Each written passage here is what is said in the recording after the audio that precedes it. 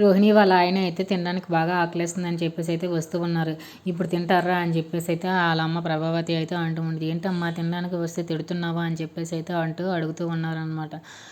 ఏమైంది అమ్మ నీకు అని చెప్పేసి అయితే అడుగుతూ ఉంటే, ఏమైంది అత్తయ్య అని అంటూ ఉంటే, నాకు బాలు బాగా గుర్తొస్తున్నాడు అని చెప్పేసి అయితే అంటూ ఉంటే, ఇప్పుడు గుర్తొస్తే ఏం చేసేది అని చెప్పేసి అయితే బాలు ఏమో అంటూ ఉంటున్నాడు అనమాట.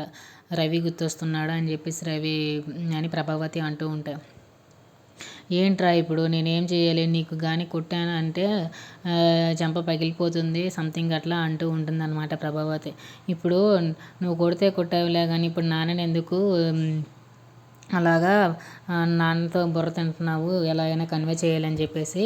ఇప్పుడు ఎవరు తప్పు చేయలేదురా, ప్రపంచంలో చాలామంది లవ్ చేసుకుంటున్నారు, అలాగే రవి కూడా లవ్ చేశాడు, అంత పెద్ద తప్పు ఏం చేశాడు ఆడు అని చెప్పేసి అయితే అంటూ ఉంటే, అదంతా నాకు అనవసరం, ఆడు చాలా పెద్ద తప్పు చేశాడు, నాన్నని జైలుకి తీసుకెళ్ళాడు, జైల్లో కూర్చోబెట్టాడు, తర్వాత ఏమో హాస్పిటల్లో కూర్చోబెట్టాడు, నాన్నకు అవమానం జరిగింది అని చెప్పేసి అయితే బాలు అయితే అంటూ ఉంటున్నాడు అనమాట వాళ్ళ అమ్మ ప్రభావతితో. అదంతా కాదురా, రవి అయితే కావాలి, కొన్నాళ్ళు అయితే అలా ఆగుతాం కానీ ఎన్ని రోజులు ఆగుతాం అని అంటూ ఉంటే, సత్యం అయితే చాలా సైలెంట్గా వింటూ ఉంటున్నాడు అనమాట. మీనా అయితే అలా చూస్తూ ఉంటుందన్నమాట.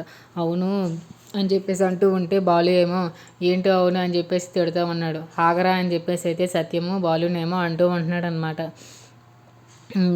ఏ తల్లికైనా కొడుకు దూరంగా ఉంటే ఆడు ఎంత తప్పు చేసినా సరే తల్లికి మాత్రం ఏం తప్పు చేయనట్టే అనిపిస్తుంది, చాలా బాధగానే ఉంటుంది, అది నేను అర్థం చేసుకుంటాను అని చెప్పేసి అయితే అంటూ ఉంటున్నాడు అనమాట సత్యము.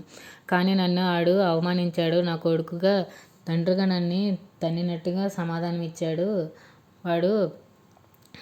ఆ సురేంద్ర మాట్లాడిన మాటలకి నాకు చాలా కోపం ఉంది, రవి మీద ఏం కోపం లేదు అని చెప్పేసి అయితే అంటూ ఉంటున్నాడు అనమాట. ప్రభావతి అయితే కొంచెం అలుగుతూ తల అయితే దించుకుంటూ ఉంటుందన్నమాట. అక్కడ ఉన్న రోహిణి అయితే అంటూ ఉంటుందన్నమాట. అవును సత్యమేమో సైలెంట్గా ఉంటున్నారనమాట. అవును తల్లి కొడుకు దూరంగా ఉంటే ఎంత బాధగా ఉంటుందో అది నాకు తెలుసు అని చెప్పేసి అయితే అంటూ ఉంటుందన్నమాట. అక్కడ ఉన్న వాళ్ళందరూ కూడా చూస్తూ ఉంటున్నారనమాట. సైలెంట్గా సత్యం ఉంటున్నాడు. ప్రభావతికేమో అంటుందన్నమాట. అవును అని చెప్పేసి అయితే అంటూ ఉంటుంటే, రోహిణి ఏమో అవును అత్తయ్య, పిల్లలు దూరంగా ఉంటే ఆ బాధ ఎంత ఉంటుందో నాకు తెలుసు అని చెప్పేసి అంటూ ఉంటే, దీనికి ఇంకా పిల్లలు పుట్టలేదు, అయినా అమ్మకంటే బాధగా ఉంది, నీకు పిల్లలు పుట్టలేదు కదా, నీకు ఎలాగా అంత ఎక్స్పీరియన్స్ వచ్చింది, నీకెందుకు ఆ బాధ కలిగింది అని చెప్తున్నావా అని చెప్పేసి అయితే బాలు అడుగుతూ ఉంటున్నాడు అనమాట. అప్పట్లోగా అందరికైతే అనుమానం వస్తూ ఉంటుందన్నమాట. తను ఏదో 10 మంది పిల్లలు కనినట్టుగా మాట్లాడుతుంది ఏంటి, బాధగా ఉంటుంది అని చెప్పేసి అయితే అంటూ ఉంటుందన్నమాట. If you like this video please like, share, subscribe friends.